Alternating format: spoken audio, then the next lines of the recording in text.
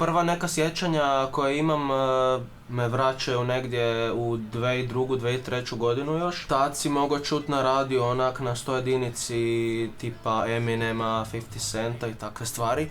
Od hrvatskih izvođača mogao si čut Bolesnu braću, Edo Majku. Edo Majka tad bio izbacio Prikaze, sjećam se. Prikaze su dosta bila ona prva stvar koju sam znao od A do Ž. Sjećam se, ja i Friends kvarta smo trenirali plivanje i starci bi nas vozili s Maksimira na Mladost na bazene i dosta se ja i friend bi repali u autu Prikaze koliko god puta bi stigli, kao od kvarta do Mladosti. I kaj u to doba si mogu isto ajde još čuti tipa Elemental na radiju. TBF je bio isto prvi CD koji sam ikad dobio, je bio Galerija Tutneplok. To su nekako najranija sjećanja vezano za kao rap muziku kad sam ju prvi put uopće čuo i kao doživio.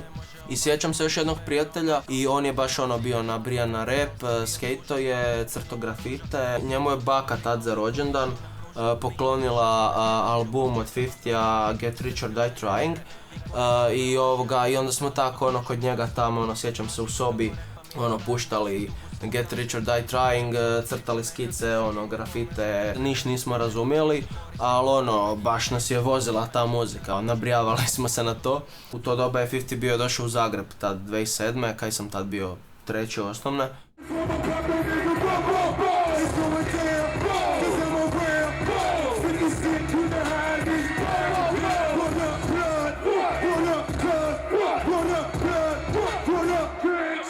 I to mi je onda bio prvi koncert doslovce na kojem sam ikad bio u životu. I moj stari isto kaže i dan danas da mu je to bio jedan od boljih koncerata doslovce na kojem je bio. Sve te neke sitnice su bile male te neke prekretnice u kojem smjeru ću kasnije istraživati muziku koja me zanimala, a to je zapravo bio rap i domaći i američki s kojima sam do tada osnovno bio upoznat. Dosta od Young Lordsa, od Prve petorke, do Blackout Projecta i svih grupa i bendova koji su u tom bili uključeni.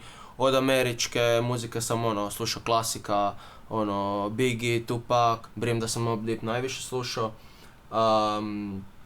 Ne znam, Snoop Dogga naravno. Početkom srednje škole je došla ova novija scena koja se razvila, ajmo reći, taj trap džir i ništa, nastavio naravno pratiti svu muziku, recentnu do danas i dalje. Inače udaram na kile horse, tak da ološima, za čime žile bosti. Inače udaram na kile horse, tak da ološima, za čime žile bosti.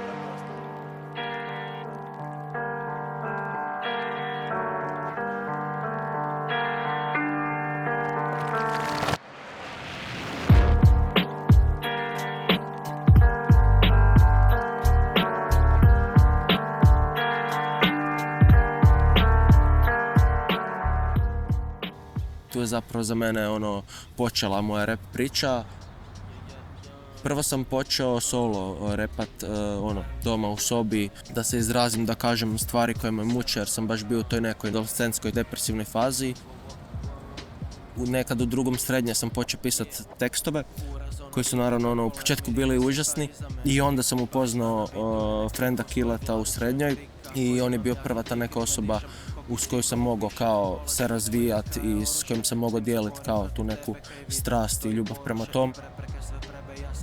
Zajedno smo gurali jedan drugog i nabrijavali se i tak to. I onda smo se tu poslije škole počeli nalaziti. Repali si prve neke rap tekstove koje bi doma pisali, pa smo krenuli freestylat i takve stvari. Kila je inače bio jako dobar u freestylu, onak skupilo bi nas se, ne znam, 15-20 i tak bi freestylali, betlali jedni druge. Dečko iz kvarta svoga kada vidio je mene, ko da vidio je Boga. Iz tvornice izlazi, brate, poput smoga. Šta ti to imaš, ali to nije torba. Slušaj, brate, daj nabavi neke brošure. Šta ti je ovo, jesi to iskido od košulje? Nemam pojma, trgaš takav sapun, pičko, koliko si ružan da si nabio tu kapu. Svaki put ja uvijek razvalim fali Mike. Pičko, ovo svi vide da je fake Nike. I nemam pojma, brate, ja sam iz svoga grada. Pičko, samo da ti kažem, ne stoji ti brada. Jebote, brate. Prve neke bolje rap tekstove koje sam bio napisao za to doba. Većina tih tekstova je s albuma Dani kiše koje sam tek godinama poslije počeo raditi kad sam upoznao Flow Deepa i kad je on došao na moj kvart. I to su te pjesme koje sam zapravo počeo pisati u toj depresivnoj fazi. Taman nekad u tom periodu kad sam upoznao i Killeta.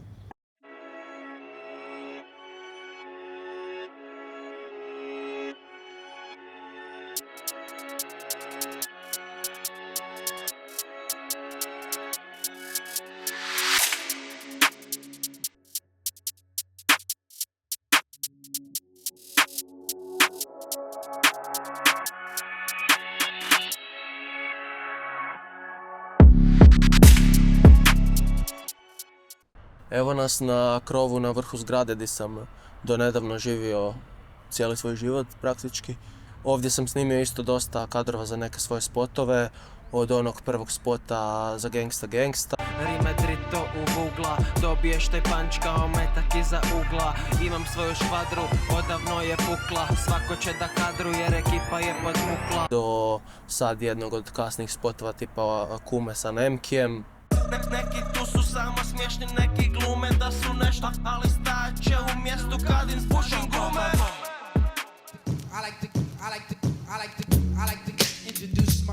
Da, MVP je bila moja prva stvar koju sam ikad izbacio. Budući da mi je prva stvar, trebalo mi je dosta vremena da ju uspijem izbaciti. Nisam baš imao sreće zato jer je za pjesmu zamišljena da refren pjeva neka ženska pjevačica i nisam baš mogao naći neku žensku koja bi dobro pjevala taj refren. Mislim da sam ih 5 bio doveo doma pred mikrofon da probaju kao otpjevat i nisam bio zadovoljan. Javio sam se strični, budući da je ona isto prije bila u srednjoj školi u pjevanju i tako to. I ona je rekla kao da, ovo je dosta kompliciran, kao težak refren. I onda me ona spojila s Nikom Turković, za koju danas već svi više manje znaju. Jedan dan sam došao doma s faksa i ona me zvala kao ej, ja sam tu s jednom frendicom koja inače super pjeva, baš sam nju pitala kao mi bi sad došli evo za 20 minuta ako si doma. Ja rekao može, dođite. Nije mi ni rekla kog će dofurat ni niš, sam kao doći ću s jednom frendicom. Ja rekao pa dobro, niš ne mogu izgubiti, kao već 5 cura su došle tu to probat pjevat, kao nijedna nije uspjela. I ženska dosta došla s Nikom Turković, kao i Nika sve snimila iz prvog, drugog take-a, dosta se odmah. Hvala joj i dalje na tome što je htjela to tad snimiti sa mnom. I super je bila prošla ta prva stvar. Nije baš tad u to doba bilo tog zvuka iz sredine 90-ih. Nije baš bilo tu u Hrvatskoj, niko nije to radio. I zapravo ničeg od svega toga dalje, kasnije što je krenulo, ne bi bilo bez Flow Deepa zapravo, to jest bez toga da se nije doselio tu na kvart. Stvar je isto miksao bio Flow Deep. On je tad još živio u Rovinju, a 2 godine kasnije se doselio doslovce tu na kvart. Tu je živio 200 metara dalje. Bili smo susjedi. Tako da eto, to je sve dalje izdefiniralo taj cijeli početak. Trebale su se poklopiti te neke stvari. I očito ko da je Bog rekao, evo, tvoj najdrži producent će ti se doseliti u ulicu i kao, evo ga, počnite, krenite raditi. I eto, i tako je sve počelo.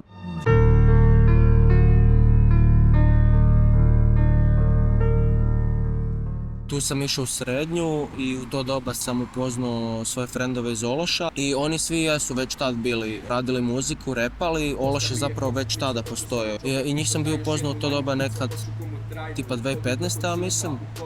I oni svi jesu već tad bili kao radili muziku, repali, Ološ je zapravo već tada postojao, još od prije. Tu je bio i Nemki s kojim isto sad već imam pjesmu, isto je s njima bio repao, bilo ih je 4-5.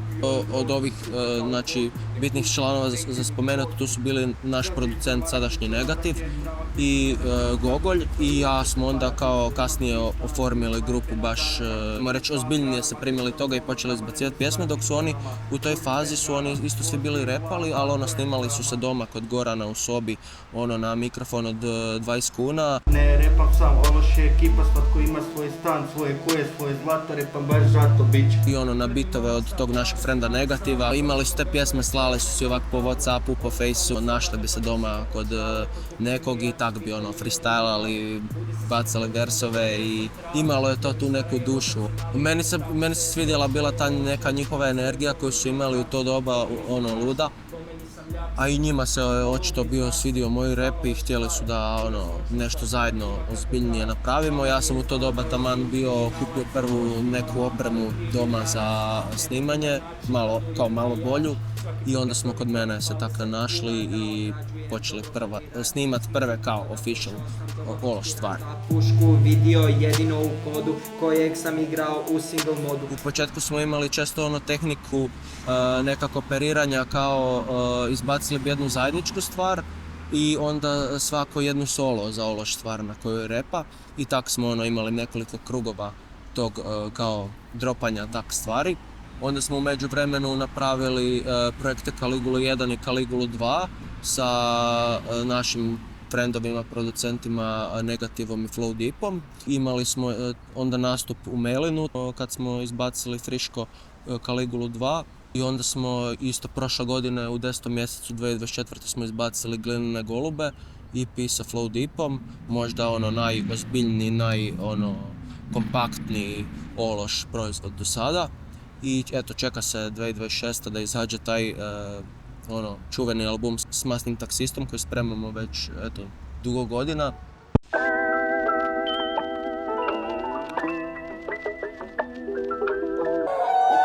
Ajde Melin! Slušajte Lermija, danas je čangrizak malo, znate, mogu bi vas povugla. Imam samo još par sati jer sam i sve poklanul tebi, čekam nekog dana vrati. Ajde Lermi se zaberi, masko, dođu často, slušaj dobro, to isperi. Nisam htio, nisam zašto, kaj se desilo, odjebi.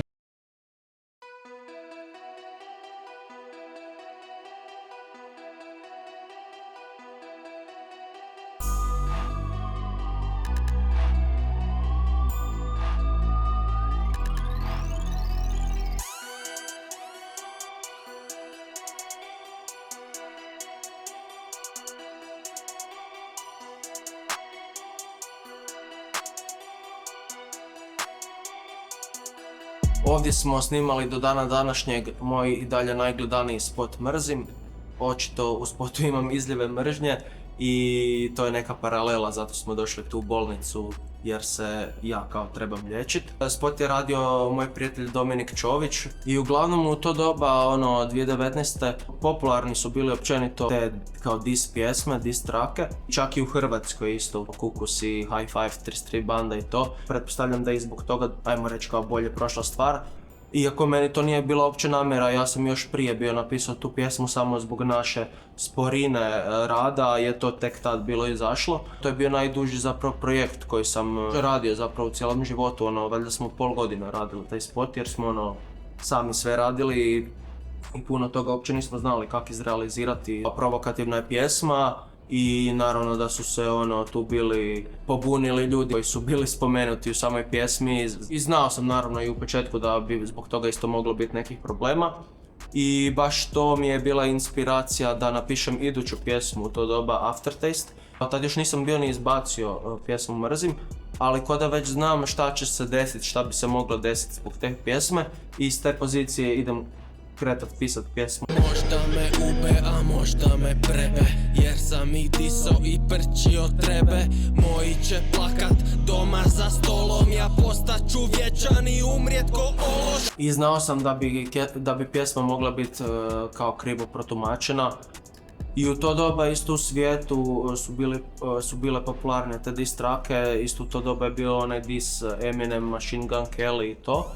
I općenito niko u Hrvatskoj nikad nije bio kao snimio diss traku za cijelu hrvatsku rap scenu kao slušanija moja stvar. Jer je najkontroverznija, jasno, sama po sebi zove se Mrzim. Po defaultu će zainteresirati minimalno sve ljude koji su spomenuti u njoj, a onda i više. Tako da zbog svih tih stvari naravno je stvar kao skupila određene brojeve. Ne nužno zato što je dobra pjesma.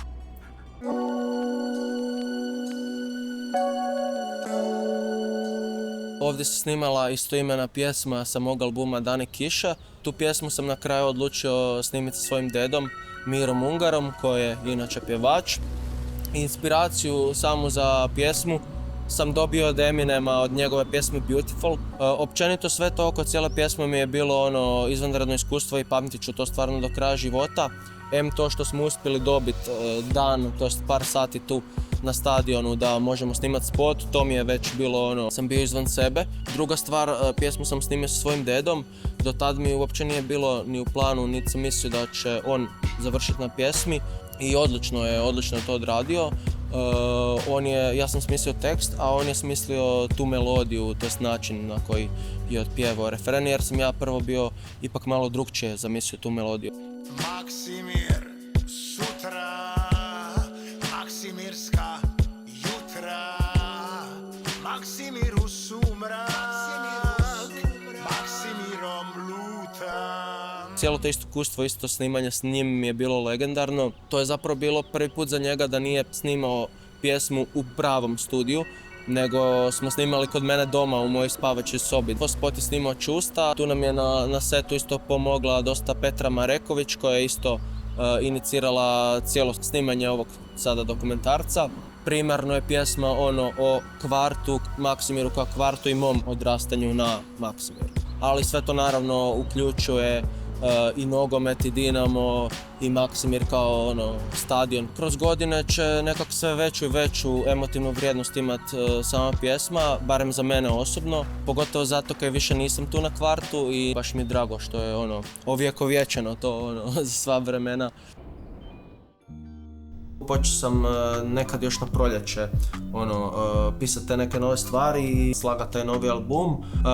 Zapravo najviše su me tu motivirali Burki i Flow Deep i počelo se slagati. Flow Deep je rekao da želi CEO producati taj album, a Burki, legenda, najviše me iskreno motivirao taj njegov pristup i način rada, koliki žar je u njemu i dalje za to. Svaki put dođe sa 70 novih ideja i kad vidiš njega dobiš tu potrebu za snimanjem.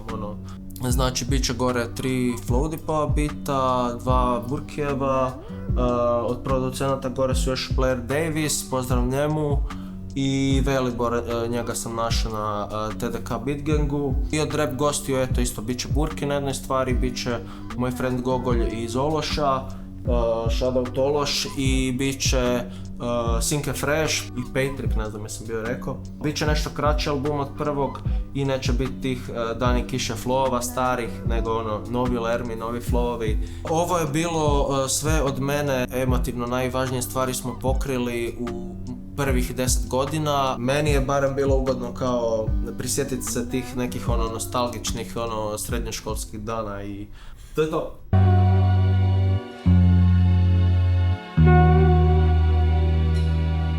Tamo odakle sam ja, tam se dobro vidi grad.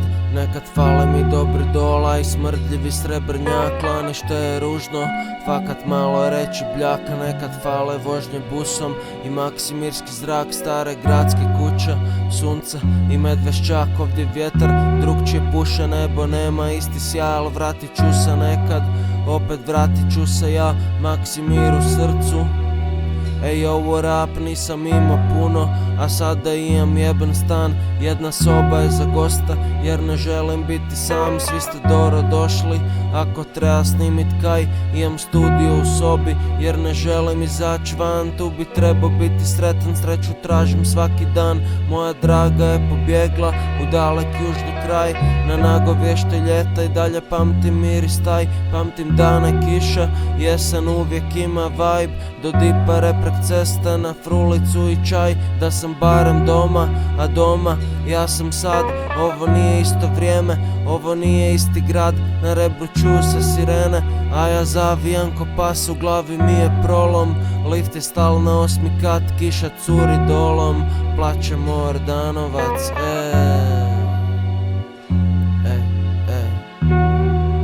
Plače Mordanovac,